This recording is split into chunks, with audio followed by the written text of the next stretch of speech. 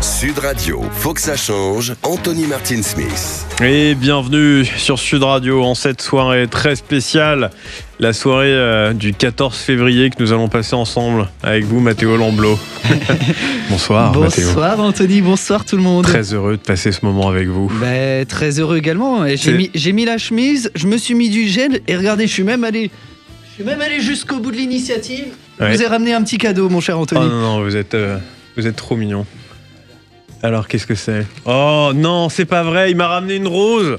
Voilà. Merci Mathéo Lamblot. Moi aussi, je vous aime. Voilà, fallait faire les choses jusqu'au bout. Très belle Saint-Valentin à vous, mesdames et messieurs qui écoutez Sud Radio. Merci Mathéo pour ce happening pas du tout prévu. Bonsoir Salim Ejdaini. Bonsoir Anthony, bonsoir à tous. Très belle Saint-Valentin à vous aussi. Belle Saint-Valentin, je suis déçu de ne pas avoir été invité. Écoutez, j'attendais un peu. J'avais pas assez de budget pour acheter plusieurs roses. Ouais, mais c'est pas grave, je donnerai un pétale à chacun. Également, bonne Saint-Valentin à Anthony qui est à la réalisation. Mesdames et messieurs, ce soir, une émission spéciale, vous l'avez compris, où nous allons parler d'amour et de sexualité. Ouh. Quand on est en situation de handicap, peut-on être amoureuse ou amoureuse ? Peut-on avoir des relations sexuelles ? Et si oui, dans quel contexte ? Je vais arrêter cette voix de crooner. Je vais accueillir nos invités avec qui on va pouvoir en discuter tout au long de cette émission. Caroline Chabot, bonsoir à vous.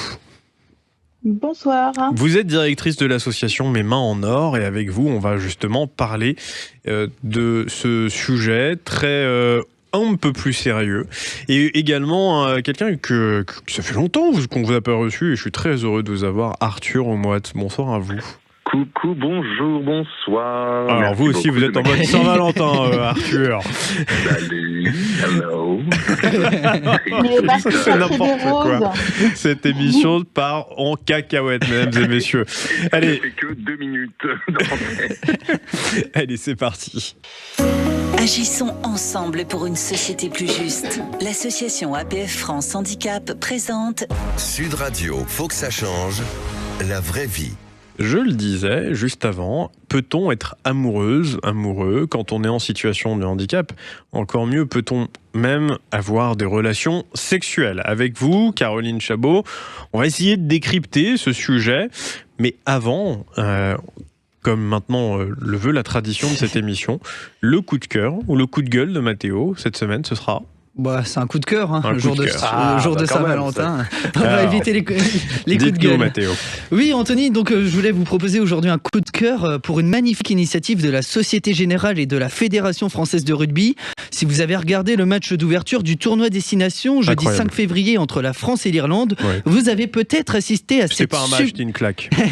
Je disais, vous avez peut-être, avant le match, assisté à cette sublime Marseillaise en langue des signes, chant signé par Maxence, 11 ans. Maxence, c'est un jeune garçon passionné de rugby. 11 ans, c'est son âge, pas son nom. Oui. C'est pas sûr. Oui. Donc Maxence, c'est un jeune garçon passionné de rugby qui est en train de perdre progressivement l'audition à cause d'une maladie dégénérative. Une maladie qui l'éloigne malheureusement de son rêve de petit garçon de devenir rugbyman professionnel. Mais le temps d'une soirée, il a pu voir les choses en grand, entrer sur la pelouse aux côtés du capitaine Antoine Dupont, interpréter donc cette Marseillaise si émouvante et vivre en plus la magnifique victoire du 15 de France. Un grand bravo donc à la Société Générale et à la Fédération Française de Rugby pour ce beau message d'inclusion et ce partage de valeurs. Et cette initiative sera d'ailleurs renouvelée lors de la réception de l'Italie à Lille la semaine prochaine, puis pour celle de l'Angleterre le 14 mars prochain au Stade de France. Et par ailleurs, si vous souhaitez continuer de suivre ce tournoi Destination, rendez-vous demain dès 15h30 sur Sud Radio pour le match Pays de Galles-France. Demain, on est dimanche ? Oui. Ouais, j'attendais que vous fassiez la même vanne que vous avez faite tout à l'heure dans la rédac. Non, c'était un moment incroyable. Vraiment, ça m'a bouleversé ce moment. Je ne sais pas si vous avez eu le temps, vous, de le voir, les amis, Salim Ejdaini, par exemple, ou entendu le parler. Mais c'était incroyable cet instant. Un moment extraordinaire, spontané, vraiment un chouette moment de partage et puis qui a tendance à donner un joli sens à tout ce que peut signifier le partage de la Marseillaise, le partage d'une chanson pour quelqu'un qui ne l'entend pas et qui malgré tout en profite. Allez, Caroline Chabot, je me tourne vers vous désormais. Alors, vous êtes à distance, donc je ne sais pas de quel côté vous êtes, mais on va dire que vous êtes en face de moi. Vous êtes donc directrice de l'association Mes Mains en Or, je le disais, et peut-on être amoureuse ou amoureux quand on est en situation de handicap ? Et peut-on avoir des relations sexuelles dans le cadre de ces relations, ou peut-être même en dehors de relations amoureuses et amoureux ? J'aimerais explorer un peu avec vous cette question et comment vous l'abordez du point de vue de la professionnelle qui accompagne des personnes en situation de handicap. Je crois que vous avez commencé avec des déficients visuels, donc des non-voyants, des malvoyants. Oui, moi je travaille donc depuis plus de 6 ans sur un projet qu'on appelle Éduquer pour protéger sur les questions de vie relationnelle, affective, intime et sexuelle. Plus précisément, on a mené des travaux donc dans la déficience visuelle et aujourd'hui on travaille aussi sur les publics ayant un trouble du développement intellectuel avec ou sans trouble du spectre de l'autisme. Mais j'ai envie de vous dire, vous me posez la question, est-ce que l'on peut être amoureux ou avoir des relations sexuelles, et j'ai envie de vous dire pourquoi on ne pourrait pas. Je crois que l'essence de l'être humain dans sa vie, il est en quête perpétuelle d'amour, d'existence auprès des autres, et lorsqu'on est en situation de handicap, c'est la même chose. On a besoin d'affect, on a besoin d'intime, on a besoin de relationnel, peut-être même des fois encore plus. Voilà, et c'est essentiel. C'est un sujet on ne peut plus délicat à aborder parce que dans l'inconscient collectif, une personne en situation de handicap n'a presque pas de vie sociale. Et donc cette question que nous posons aujourd'hui, peut-on être amoureuse ou amoureux quand on est en situation de handicap ? Peut-on même avoir des relations sexuelles ? Avoir une sexualité épanouie, c'est forcément, là aussi je pense, dans l'inconscient collectif, des questions qui se posent par les gens qui nous écoutent, nos auditrices, nos auditeurs, et pour lesquels il y a peut-être parfois des idées préconçues ou des préjugés. Oui, et il faut les briser, et justement, c'est aussi ce qu'on mène avec nos projets à Mes Mains en Or, parce que les enfants, l'être humain, il a un développement psychosexuel depuis qu'il est né, jusqu'à l'âge adulte, et lorsqu'on est en situation de handicap, on a le même développement psychosexuel avec les mêmes étapes de développement, les mêmes besoins, et il faut arrêter d'imaginer qu'une personne en situation de handicap ne serait pas capable d'être amoureux, ne serait pas capable d'avoir des relations sexuelles et ne serait pas capable, in fine aussi, s'il le souhaite, d'être parent. Alors parfois, il peut y avoir des situations où la parentalité peut être plus complexe, mais à partir du moment où la personne le souhaite, on est dans un pays où on a ratifié des droits pour les personnes en situation de handicap, dont celle de pouvoir vivre une vie pleinement épanouie et autonome, et notamment sur les questions de vie affective, intime et sexuelle. Saïd Mejdani, je voudrais revenir avec vous sur justement cette question de la sociabilité de la personne en situation de handicap et donc son rapport à l'amour, son rapport à sa sexualité. Et du coup, le regard de l'autre. C'est quand même difficile quand on est en situation de handicap de trouver un partenaire, ne serait-ce que juste pour des relations affectives. Difficile, je sais pas, c'est différent. En tout cas, c'est une évidence. Caroline vient de soulever un point hyper important et hyper présent sur cette question-là au quotidien. C'est les idées préconçues avec lesquelles la personne face à vous ou dans la société va arriver quand elle ne connaît pas la situation. Quand il est question de handicap, premièrement, la personne va imaginer ce qui manque, va imaginer ce qui ne fonctionne pas et potentiellement définir la personne par ça. Il y a des handicapés du sexe ? Bien évidemment que oui. J'allais dire très probablement, mais bien évidemment que oui. Non, mais la question que je pose est très sérieuse. Non, mais il y a des fois où effectivement, on connaît très bien. Caroline ? Le meilleur exemple, c'est le film Intouchable, qui donne notamment l'exemple de ce qui ne fonctionne pas physiquement parce que la personne est tétraplégique complète. Il y a d'autres moyens. Voilà, l'exemple avec Omar Sy qui fait mourir de rire tout le monde en disant je vais te lécher l'oreille, qui est l'exemple. C'est vrai, j'avais oublié cette scène incroyable. Oui, je vais te lécher l'oreille. Caroline Chabot, vous disiez quelque chose, non ? Ou c'était Arthur ? J'ai pas bien entendu. Ah oui, c'était moi, mais en fait, la sexualité, le problème, c'est qu'on imagine, ça c'est pareil, c'est ce qui a été mis dans dans l'inconscient collectif que tout passait par le sexe. Avoir des préliminaires, une pénétration, une éjaculation avec une jouissance. Aujourd'hui, on revient de tout ça et c'est pas forcément obligatoire. On peut avoir une sexualité sans pénétration, on peut avoir du plaisir, du désir, sans ces étapes-là. On peut aussi avoir des rapports sans préliminaires, etc. Chacun fait comme il veut d'abord et aussi parfois comme il peut. Et puis, il peut y avoir des aides aussi pour ceux qui vont avoir des problèmes d'érection ou divers autres problèmes qu'il peut y avoir. Donc oui, il y a des handicaps qui sont juste liés au fait de ne pas pouvoir avoir de relations sexuelles en tant que telles. Ouais. Des hommes qui ont des problèmes d'érection, des femmes qui ont des problèmes de vaginisme, etc. Que Brigitte Lahaie ne m'en veuille pas d'aller sur son créneau ce soir à 20h30. Je suis désolé, mesdames et messieurs, peut-être que vous êtes à table, peut-être que vous êtes en voiture et que vous nous écoutez. Ce soir, c'est une spéciale Saint-Valentin et c'est pour ça que nous avons voulu parler de ces sujets ô combien importants dans la vie de chacune et chacun. Vous bougez pas, on fait une courte pause et après avec Arthur Aumoite, on va parler de ce que vous avez notamment fait ensemble avec Caroline Chabot sur les notices de préservatifs. Allez, à tout de suite sur Sud Radio. Sud Radio, faut que ça change. Anthony Martin-Smith. De retour sur l'antenne de Sud Radio pour cette spéciale Saint-Valentin où nous parlons amour. Merci Anthony qui est à la réalisation. Amour et sexualité. Peut-on être amoureuse ou amoureux en situation de handicap? Peut-on même avoir des relations sexuelles, une sexualité épanouie avec une ou un partenaire ou plusieurs selon les préférences de chacun? Mathéo Lamblot, bonsoir à vous. Bonsoir Anthony.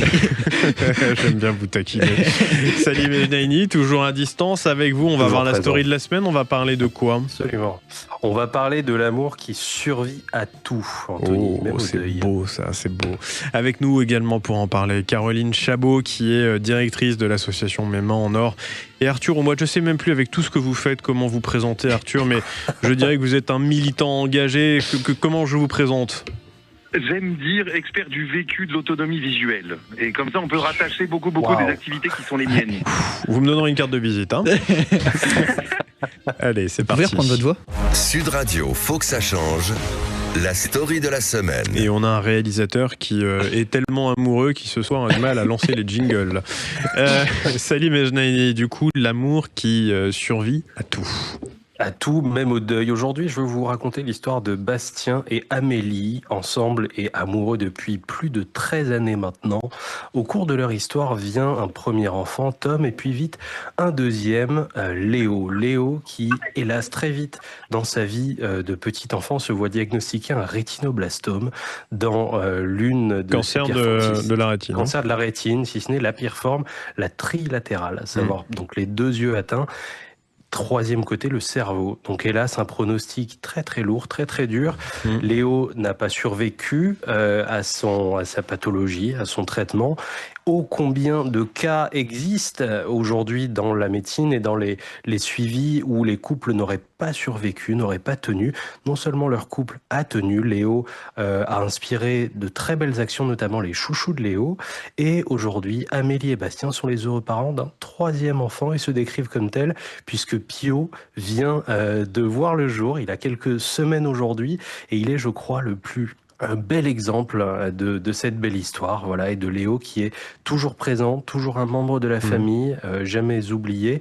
Et voilà, et un petit mot justement sur ces actions, les chouchous de Léo qui ont servi à rassembler pas mal de fonds, notamment pour la recherche contre cette terrible maladie qui parfois peut atteindre des sommets et des grandes difficultés comme ça, des pronostics très compliqués. La plupart du temps, non, bien heureusement.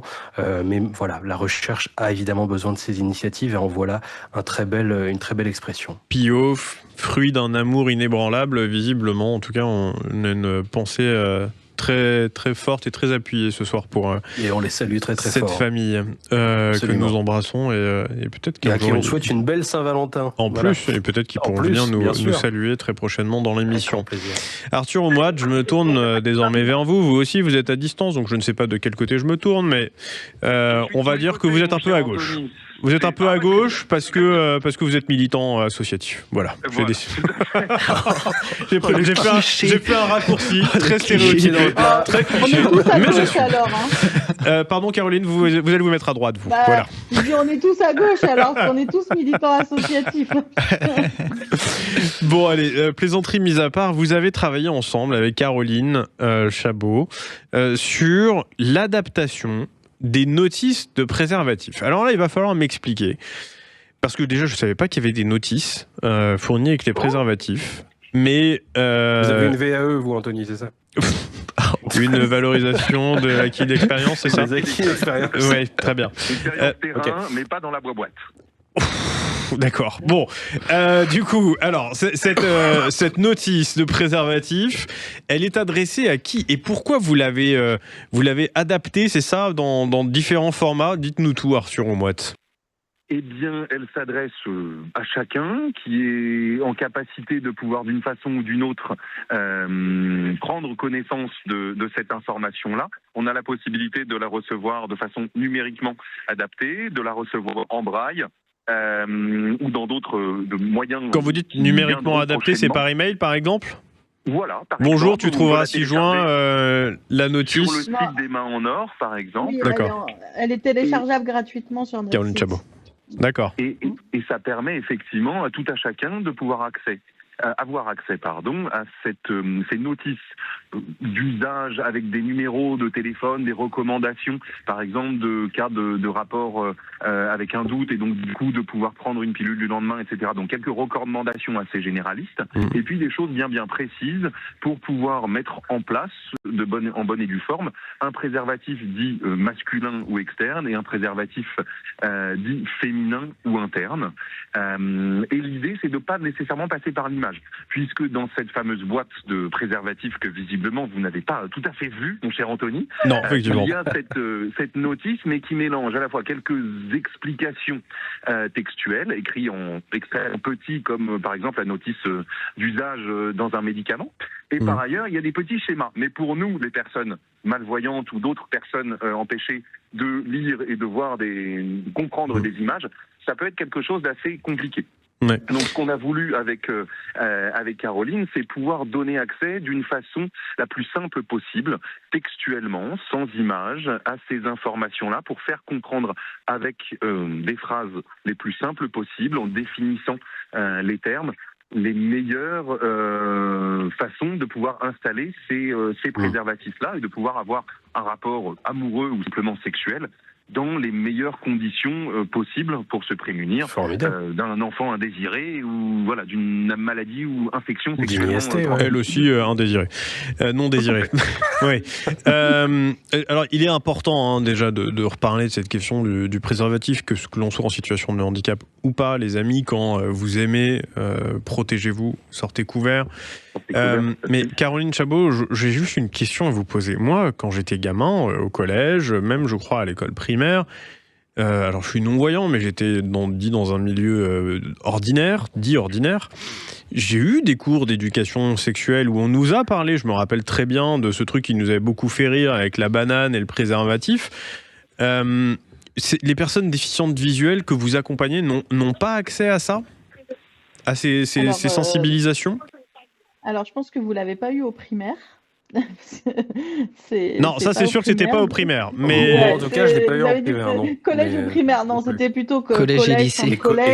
Non, primaire, je pense que c'était plus une éducation à la relation, à la question du consentement. Mais oui, puis avec un schéma visuel. C'est déjà bien que vous en ayez. C'est déjà bien que vous en ayez eu, parce que c'est rarement fait.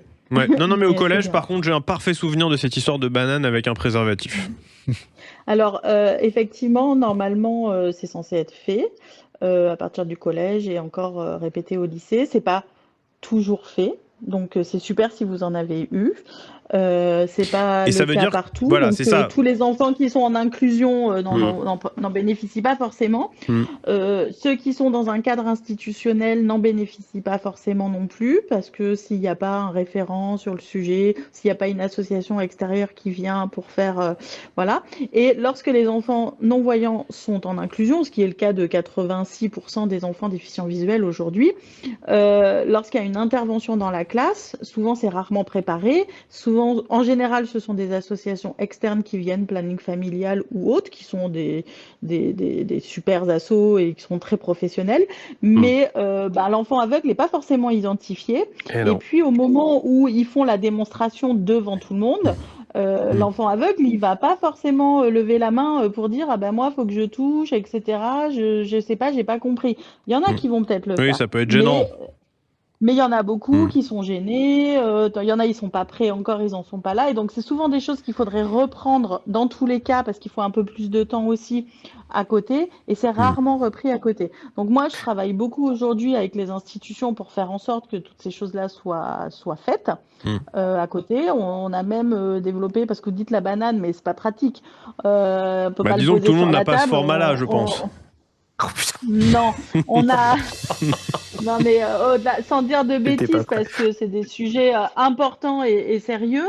On a fait ils sont à la vente sur notre site des pénis en impression 3D qui se posent sur la table pour pouvoir faire correctement, apprendre correctement. Et puis, les filles ne savent pas faire, et si elles sont avec un garçon qui ne sait pas faire, allez, on met pas de préservatif. Et c'est ce qui se passe souvent. Et donc ça donne des grossesses non désirées, voire des maladies sexuellement transmissibles et des infections sexuellement transmissibles, et donc une catastrophe quand on est ado. Même quand on est adulte aussi, mais en tout cas ces problèmes-là que vous nous décrivez interviennent aussi beaucoup chez les adolescents. Et il est important de leur donner la possibilité. Après, c'est à eux de s'en saisir, de vouloir le faire, mais de pouvoir se protéger comme les autres peuvent le faire et de manière autonome. C'est ça qui est important. On conseille de s'entraîner avant. Pour pouvoir être autonome, on conseille de s'entraîner avant tout seul. Hein. C'est bien reçu, ça, Caroline, par les instituts, justement, spécialisés, ce genre d'enseignement. On arrive à avoir l'oreille de tout le monde ? Tout le monde, il y en a qui sont plus près que d'autres, mais on a mené une étude et en fait on avait plus de 64% des professionnels du médico-social qui étaient prêts à se former et à intervenir, mais qui se sentaient démunis. Aujourd'hui, on forme de plus en plus de professionnels et ils se sentent plus compétents après avoir été formés. Parce que, on dédramatise aussi un certain nombre de choses, on fait comprendre l'importance et l'intérêt de le faire, et ils se sentent plus à l'aise. Donc voilà, après, j'espère qu'ils le mettent en place. Ça, c'est des évaluations qui sont en cours aussi, mais oui, c'est sûr. On a un sentiment de compétence après avoir été formé qui est quand même plus important. Eh bien écoutez, vaste sujet. En tout cas, je crois que Mathéo Lambeau ne s'est pas remise de cette question de format. Mais merci en tous les cas, Caroline. Oui, vous pouvez, Salim. Caroline Chabot, merci beaucoup. Je rappelle, vous êtes directrice de l'association Mes Mains en Or. Merci pour en tout cas ce partage. Merci Arthur Omoat également pour ces explications sur les notices que l'on peut trouver, je crois, sur votre site internet, Caroline. Oui. Librement, et ça c'est très important. On a bien compris tous les enjeux qu'il y a derrière. Peut-on être amoureuse ou amoureux en situation de handicap avec une sexualité épanouie? Visiblement oui, et je vous remercie en tout cas pour tous ces éclaircissements. Merci Salim Ejnaini également pour ce moment. Vous retrouvez évidemment le match ce soir, Toulon-Clermont sur Sud Radio, et on se dit à la semaine prochaine.